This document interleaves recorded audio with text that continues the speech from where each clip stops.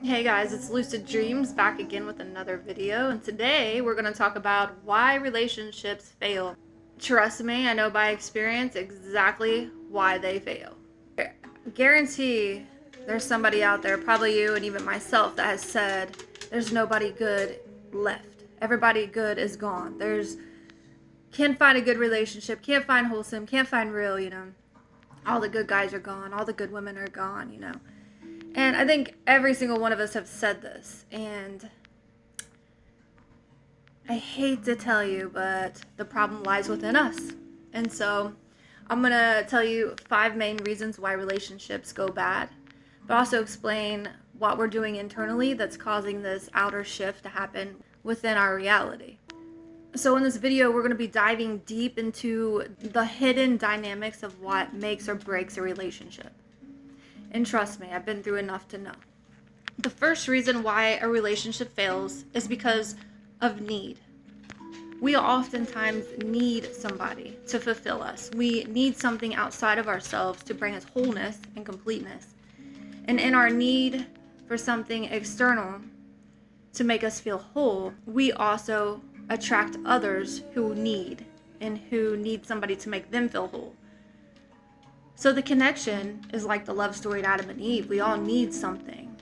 But however, by needing it, we created a lack. So there becomes a lack within the relationship, because as soon as somebody isn't fulfilling the other one to the point that they need fulfilled, they will look outside for something further. So somebody that's in need becomes needy. As I said in other videos, need causes the universe to reflect that and amplify it. So if you're needing it, you become needy. Relationships become needy, and what once fulfilled a person in the relationship no longer fulfills them. They need more. They start looking outside of themselves, outside of the relationship, for that fulfillment. Now, whether that be indulgence, that could be drinking, that could be gambling, any kind of form of entertainment, that's filling a void. That's filling a void. And need is a huge reason for separations, because what you once needed that made you feel temporarily complete is now not fulfilling you because of need, because of lack. I need more. A woman who needs more dulls a man because their light dims out. They can only give them so much. They can't satisfy them anymore. And this woman feels like she needs something outside of the relationship to feel wholly and complete. So if you go into a relationship whole and complete, and you're not looking for someone to save you, you're not looking for someone to fulfill you, and you're actually just looking to grow with somebody, and you want somebody to add on to you, not take from you. So when you're in the center of thinking, where you are feeling whole and complete on your own, and you don't really need anybody outside of you, then the right person comes to fulfill you. Somebody else who's not needing. Because in a relationship, when both people seek need, then they both end up needing more outside the relationship, which leads to a host of problems, like infidelity, substance abuse, any kind of indulgence. We need more. We take more. We dim others. We're never satisfied when we begin a relationship in need and lack. So that's the number one reason why relationships do fail. We can't sustain another person long enough to fulfill them. And when two people gather in need, they always need outside of themselves for more. Wholeness connections mean that you grow with another person. So I'm whole and wholly on my own. I don't need something outside of myself to complete me. And therefore, when I meet people or I have a partner, that person is adding to me. We build each other.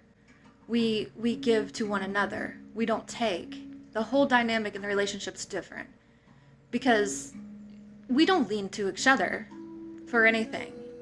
We grow each other for everything we do. We're constantly boosting. You see what I'm saying? We're growing. We're moving forward in life and not backward. And that's how relationships should be. Until you become emotionally stable within and understand that you don't need something outside of yourself, and understand that anything outside of yourself isn't going to change the happiness within, that happiness starts from within, you will change everything when you change the inside, when you change the thoughts, when you know your worth, worthiness, wholeness, completeness. You have to know your value, love yourself, and then love another. Because looking outside yourself for another to love you, to make you feel happy, is only a temporary fulfillment within you. It won't last. The second reason why most relationships fail is fear. People are so scared to be alone. They are afraid that they are financially unable. They're afraid how they might look upon others. You know, I have people all the time like, you're single? Like, it looks odd to people because nobody is single, okay? I don't classify myself as in a relationship or single or anything. I classify myself as living in the moment, okay? And I'm not saying that if the perfect person didn't walk into my life that I wouldn't rearrange everything for that person to grow with. But I am also saying that I don't have fear of being alone. First of all, I can never be alone. I have too many people surrounding me to ever be alone.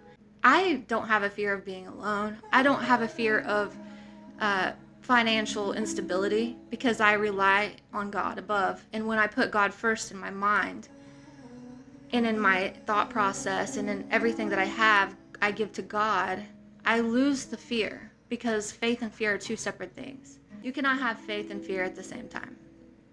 And so I realized, you know, and I'll give you an example. I was in and out of body and I saw Jesus, and I was asking him a question, and he said, "Do you have faith in me?" And I was like, well, of course I have faith in you. I'm in an out of body form and I can see you, you know, I can see you. I'm standing right in front of you. Of course I have faith in you, you know. And it took me that experience to understand what that meant. Belief and faith are two very separate things. Faith is knowing. Like I said in another video, faith is knowing. So, you know, Jesus don't use a whole lot of words, but when he does, it's very short and it's very it's carrying so much detail that you reflect on that, you introspect on those words a lot. Most of the time, Jesus will show you experiences, you know, by experiencing it yourself, or putting you into a place to remind you who you are, things like this, or test you. To really have faith, to have Jesus stand in front of me and say, "Do you have faith in me?" It made me think long and hard on what he said. And what he said is, you know, you can do this. You don't have to ask me for permission to do certain things. But if you want my protection, you have to have faith in me. He was basically saying, you don't have enough faith in me because the demons are going to attack you when you enter this house or when you try to clear this person of this problem. You know, the demons are going to attack you because they sense your fear. You can't go into a situation, a house, or anything and try to help another person rid of their problems or their demons or issues if you have fear. And God knew, you know, when I asked him, can you protect me? He's like, oh, you are already protected. I'm your father. But do you have faith in me to protect you? And so it's like the example that I gave my mom actually once is, you know, I love my dad. He passed away, so I'm not shedding bad light on him. He's a man. And so I feel like I could say this, and if he was alive, he wouldn't think twice about it. But, you know, there's times you wait on your father to pick you up, right? My father specifically. And, you know, it's like, is he coming? Is he going to show up today? You know what I mean? Is he coming? You have the belief and hope that he comes, but you don't really have the faith. Faith is knowing. So the difference is my mom said she'd be there by 8. She's coming to get me at 8. It's 7:59, and, you know, if it was my dad, I'd be worried. Like, great, I'm going to have to find another ride. With my mom, it's like 7:59. She'll be here at 8. She'll be here. I have faith because my mom instilled faith into me by example, by knowing, by knowing that she's coming. Okay, so Jesus is looking at me saying, you have to know me. You have to trust me. It's not all just about belief. Now, I'm not saying don't believe. Belief is knowing, but knowing is believing the belief with every ounce of your body, with no doubts. So, is my father going to show up? Maybe not. I have hope he does. Faith, hope, and love that he does. That's all that remains for that.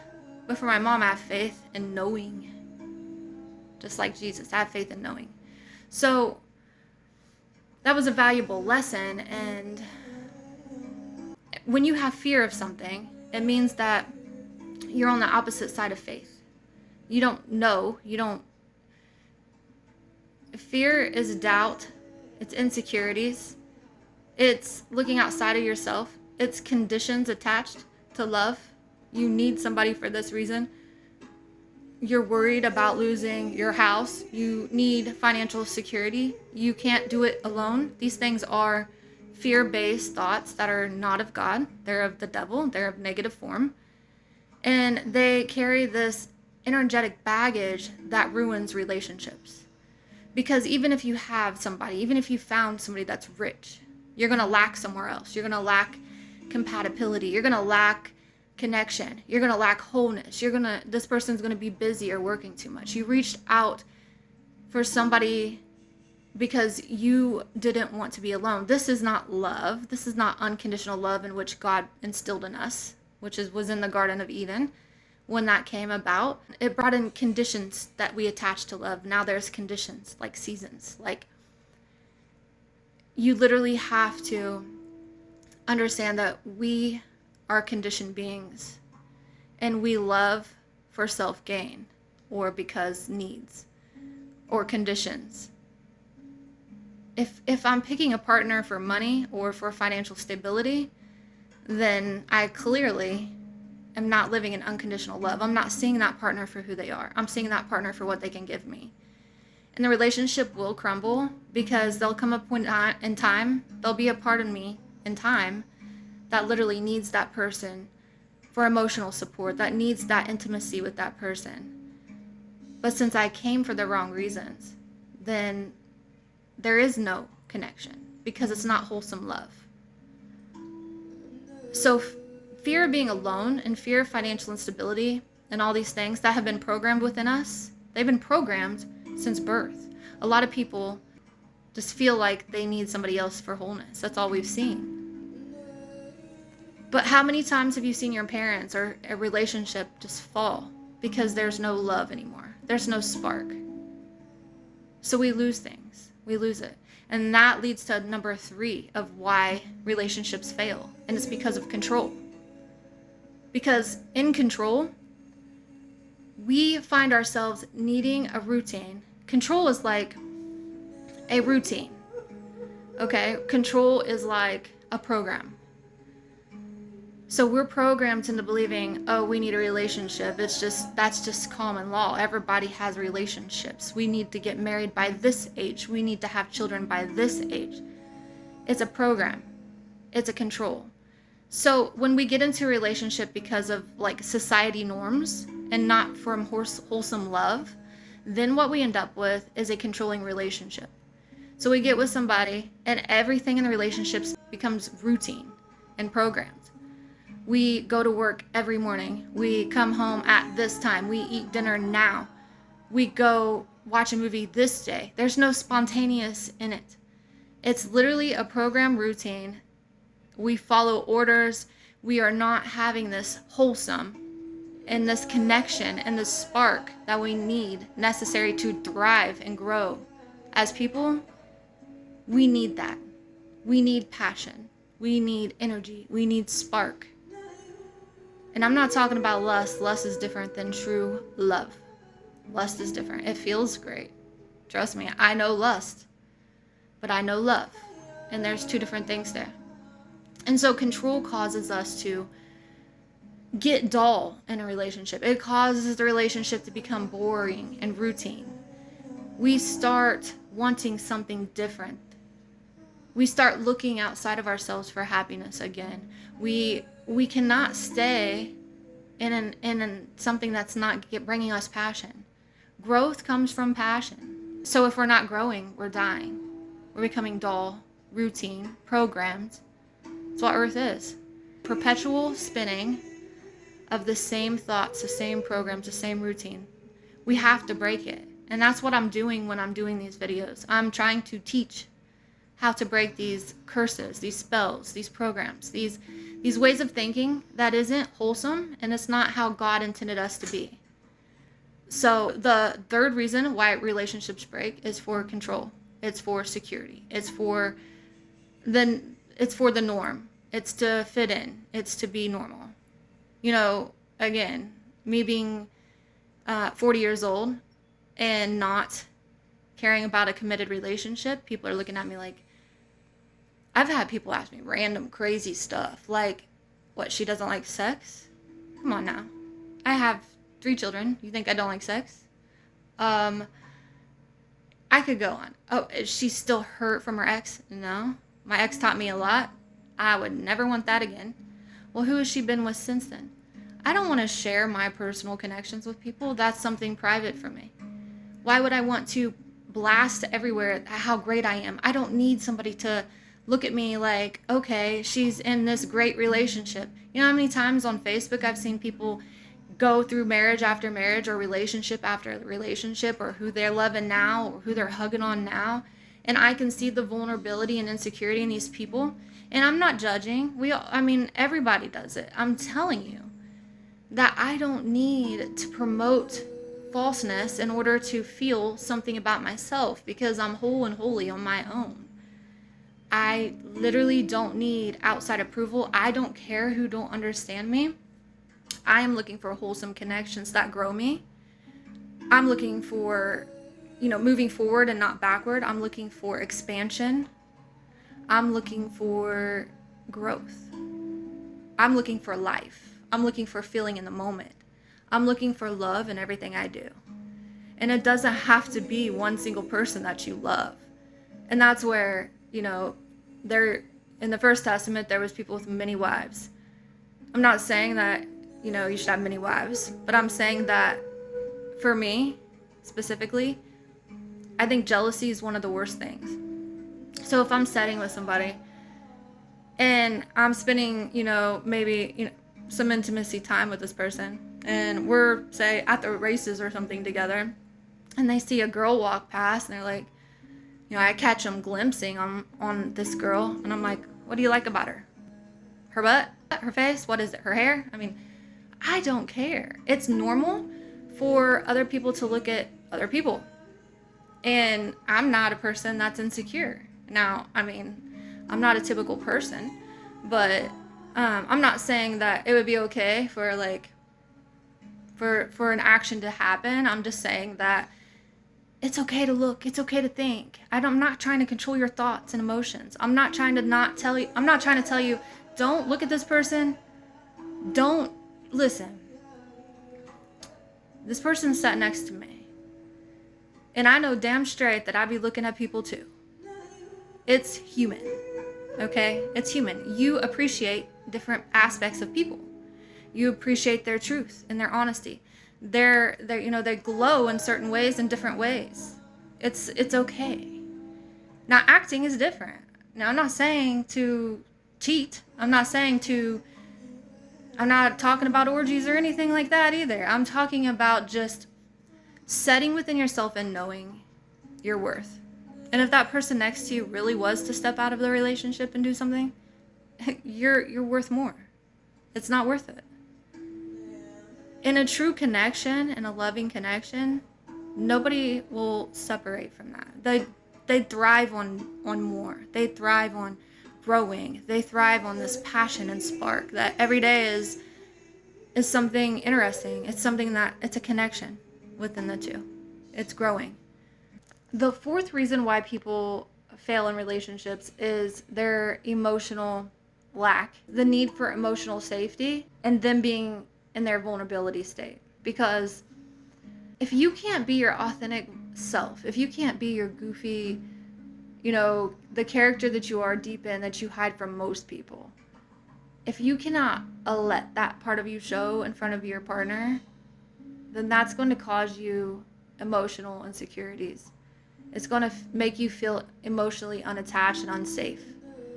So, as I spoke before, emotions are the key to the universal language. So when we pass away, we are guided by emotions.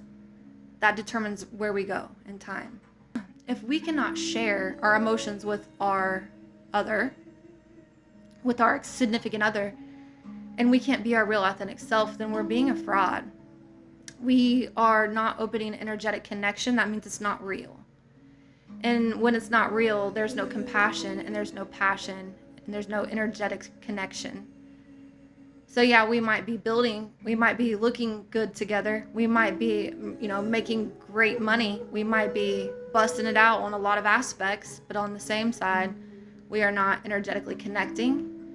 I can't be real. I always have to be this professional, sophisticated person for this person, or vice versa, or whatever it may be.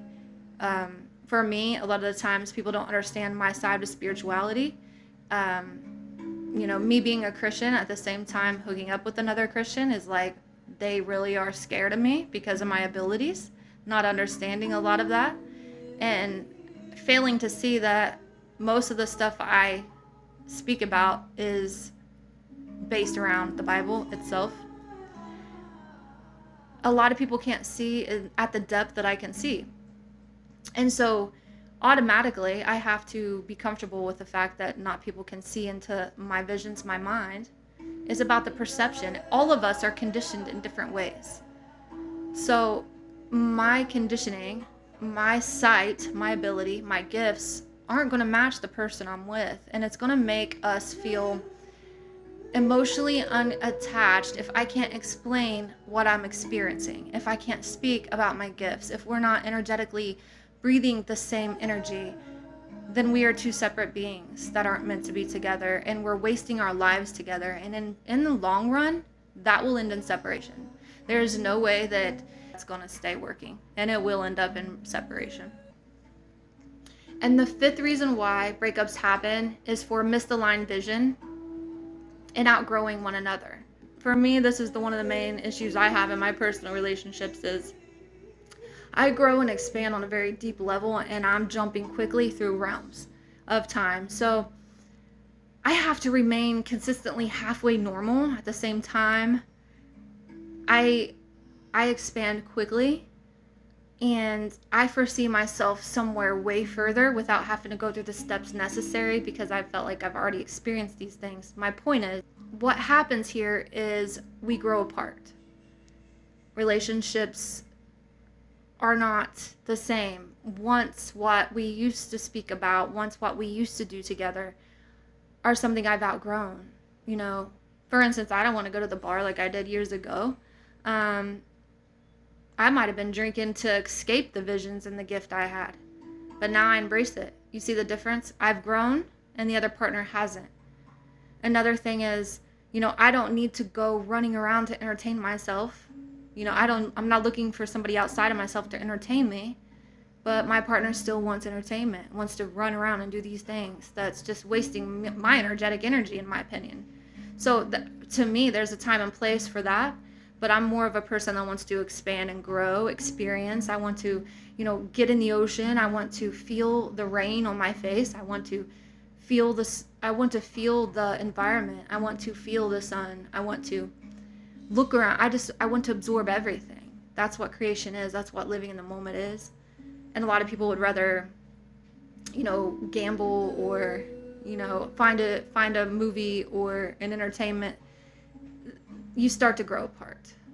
Or at least in my relationships, that's why I grow apart with people, is because I'm expanding and growing at a rate that sometimes people never get to. Sometimes people never get to that point in their life. Sometimes people stay stuck way back here, and I'm not looking back, I'm looking forward. And so I am projecting literally abundance and growth and prosperity. And I'm looking for ways to reach out to help others. I'm looking for ways to grow others. And in the meanwhile, it's growing myself. And in turn, a lot of times in a partner relationship, they don't understand that. To them, they don't get it. we can't even talk anymore because we're not matching the same energetic field. So, there's a time where there's this part where like a breakup has to happen. You can't stay with somebody that's pulling you back and pulling you behind. Don't look back is a big thing. You can't look back. You only look forward. So yeah, there's going to be times where relationships are hard, but you help each other, you grow each other, you expand. It's the growth. Okay, but to pull one back and to limit them and to change them, and and same for like me. Okay, it's not for me to be like, hey, you gotta do what I gotta do. I'm not like that. I can literally recognize the separation, and I can only hope that this person will grow with me and in time, also get to where I am, because if not, that holding back thing, I will release that. So that is that is the fifth reason why relationships break up, is growing apart, outgrowing one another. You should be growing together, not without. So it's the need and the fear, it's the control and the vulnerability, and it's the outgrowing one another that breaks up relationships. And if you look back to the reasons, you can see really quick that everything that ever happened to you was because you implanted it. It was inside you. You needed something to make you whole. You feared being alone. You knew control because you were programmed at a young age to be married by this time, to have a relationship. It was the norm for you. Vulnerability. You became vulnerable. Vulnerable in the fact that you would change you just to be with somebody. You don't show your real self. You're scared to let that reflection out. So you become bottled and blocked. And you outgrow people. So either somebody's outgrown you or you're outgrown them. Either way, we have to work on self in order for a successful relationship. We have to love ourselves and want to grow another. Quit being so jealous. Who cares about all this stuff? Nobody needs to be on a power trip. There are so many people in this world. You think I'm going to get hung up on one person? You can survive without this person. It might be hard. I promise you, the life I live has been the most wholesome and blessed life. And it's taken years of understanding and expansion. I don't need somebody outside of myself. I don't fear being alone. I definitely do not want controlled. I'm not vulnerable, and I do show myself to almost everybody publicly like this.